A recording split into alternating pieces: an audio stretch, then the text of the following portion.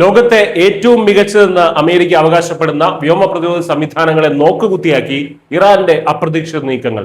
അണിയറയിൽ ഒളിപ്പിച്ചു വെച്ച തന്ത്രങ്ങളും പുതിയ ആയുധങ്ങളും ഇറാൻ ഓരോന്നായി അരങ്ങത്തേക്ക് എത്തിക്കുമ്പോൾ പശ്ചിമേഷ്യയിൽ അമേരിക്കയ്ക്ക് നഷ്ടമാകുന്നത് കോടിക്കണക്കിന് ഡോളറുകളാണ്. ഒരു വശത്ത് പ്രതിരോധ നിര തകർക്കുന്ന ആക്രമണങ്ങൾ, മറുവശത്ത് നിർണായക നയതന്ത്ര നീക്കങ്ങൾ. പശ്ചിമേഷ്യയിലെ അമേരിക്കൻ സൈനിക താവളങ്ങൾക്കും ഉപകരണങ്ങൾക്കും നേരെ ഇറാൻ നടത്തിയ ആക്രമണങ്ങളിൽ വൻ നാശനഷ്ടങ്ങൾ സംഭവിച്ചതായിട്ടാണ് NBC ന്യൂസ് ഇപ്പോൾ റിപ്പോർട്ട് ചെയ്തിരിക്കുന്നത്. 7 രാജ്യങ്ങളിലായിട്ടുള്ള അമേരിക്കയുടെ പ്രധാന സൈനിക കേന്ദ്രങ്ങൾ, ആയുധ സംഭരണശാലകൾ, കമാൻഡ് സെന്ററുകൾ, വിമാന ഹാങ്ങറുകൾ, സാറ്റലൈറ്റ് ആശയവിനിമയ സംവിധാനങ്ങൾ എന്നിവയെല്ലാം തന്നെ തകർന്ന് തരിപ്പണമായിരിക്കുകയാണ്. റഡാറുകൾക്കും റൺവേകൾക്കും കേടുപാടുകൾ സംഭവിച്ചു എന്നുള്ള ഒരു റിപ്പോർട്ടും വരുന്നുണ്ട്. പക്ഷേ അമേരിക്കൻ സേനയെ ഏറ്റവും കൂടുതൽ ഞെട്ടിച്ചത് മറ്റൊന്നാണ്. തങ്ങളുടെ അത്യാധുനിക വ്യോമ പ്രതിരോധ സംവിധാനങ്ങളെ വളരെ നിസ്സാരമായി മറികടക്കാൻ ഇറാന് കഴിഞ്ഞിരിക്കുന്നു. ഇറാന്റെ ഒരു പഴയ F-5 യുദ്ധവിമാനത്തിന് പോലും അമേരിക്കൻ റഡാറുകളുടെ കണ്ണ് വെട്ടിച്ച് ആക്രമണത്തിൽ പങ്കുചേരാനായെങ്കിൽ അണിയറയിൽ ഇറാൻ ഒരുക്കിയിരിക്കുന്ന പുതിയ യുദ്ധവിമാനങ്ങളുടെയും ആയുധങ്ങളുടെയും പ്രഹരശേഷി അമേരിക്കയെ ഭയപ്പെടുത്തുന്നുണ്ട്.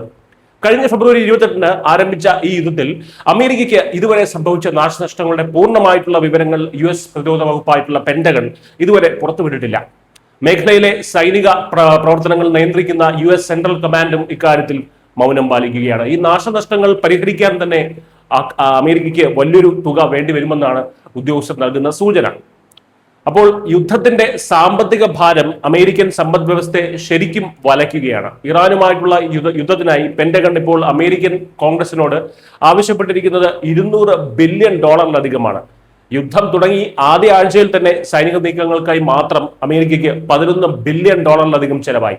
2026-ലേക്ക് $838.5 ബില്യൺ ബജറ്റ് US കോൺഗ്രസ് പാസാക്കിയതിന് പുറമെയാണ് മുൻ വർഷത്തെക്കാൾ 50% വർദ്ധിപ്പിച്ച് $1.5 ട്രില്യൺ ബ്രഹ്മാണ്ഡ പ്രതിരോധ ബജറ്റിന് പ്രസിഡന്റ് ട്രംപ് ആഹ്വാനം ചെയ്തിരിക്കുന്നത്. യുദ്ധക്കളത്തിൽ അമേരിക്കയ്ക്ക് കനത്ത നാശം വിതയ്ക്കുമ്പോഴും നയതന്ത്ര തലത്തിൽ ഇറാൻ തങ്ങളുടെ കരുക്കൾ നീക്കുകയാണ്. അമേരിക്കയുടെ അന്യായമായിട്ടുള്ള നിബന്ധനകൾ തള്ളി ശനിയാഴ്ച പാകിസ്ഥാനിൽ നിന്ന് മടങ്ങിയ ഇറാന്റെ വിദേശകാര്യമന്ത്രി അബ്ബാസ് അരഗാച്ചി ഒമാൻ സന്ദർശനത്തിന് ശേഷം ഇപ്പോൾ വീണ്ടും ഇസ്ലാമാബാദിൽ തിരിച്ചെത്തിയിരിക്കുകയാണ്. അരഗാച്ചിയുടെ മടക്കത്തിന് പിന്നാലെ സമാധാന ചർച്ചകൾ റദ്ദാക്കിയെന്ന് ട്രംപ് പ്രഖ്യാപിച്ചിരുന്നെങ്കിലും ഇറാന്റെ ഈ ഒരു അപ്രതീക്ഷിത തിരിച്ചുവരവ് പുതിയ ഒത്തുതീർപ്പ് ചർച്ചകൾക്ക് വഴിയൊരുക്കും എന്ന് തന്നെയാണ് നയതന്ത്ര വിദഗ്ധർ വിലയിരുത്തുന്നത്. News desk Malayalam.